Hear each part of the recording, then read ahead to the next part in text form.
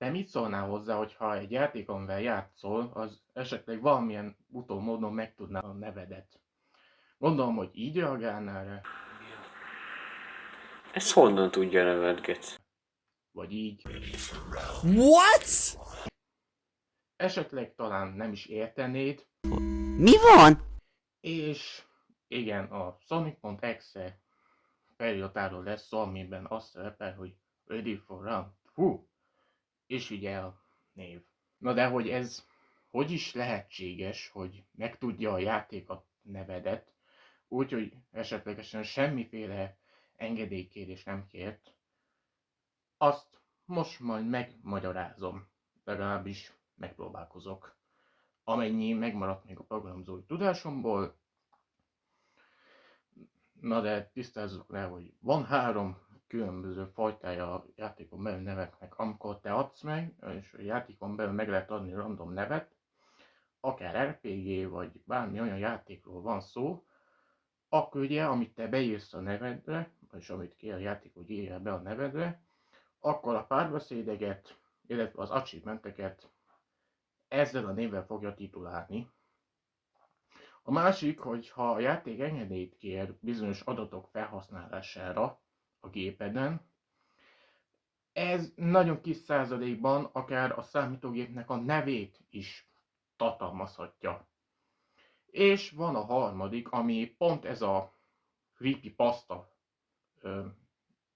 felel meg, hogy ugye semmiféle engedélykérés nem kér, és hogy mégis tényleg honnan tudja meg, hogy hívnak. Nézzük is meg. Itt is volnánk. Egy kis megjegyzés így a vágás alatt, hogy a mikrofon nem bírtam a gépen éleszre kereszteni, úgyhogy majd csak így utólagosan fogom belevágni a hangokat. Ez a kódsor, ez nem a játékból van, ezt én csináltam meg a videó elkészítése előtt, tehát láthatjátok is. És ez JavaScript-es kód, itt alul láthatjátok is, hogy beállítottam JavaScript-re. A program, amiben csináltam, az pedig a Visual Studio Code.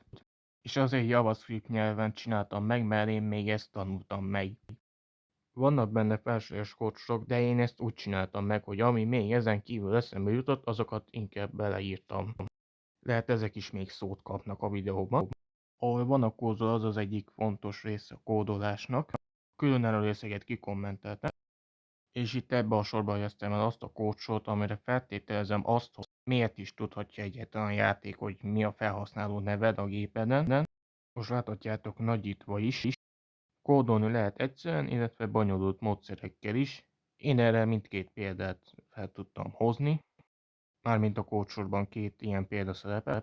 Az egyszerű módozatban az összes karaktert egybevettem, míg a különálló módokban külön megjelöléssel jelöltem meg őket. Az if-else kódsor a végrehajtó.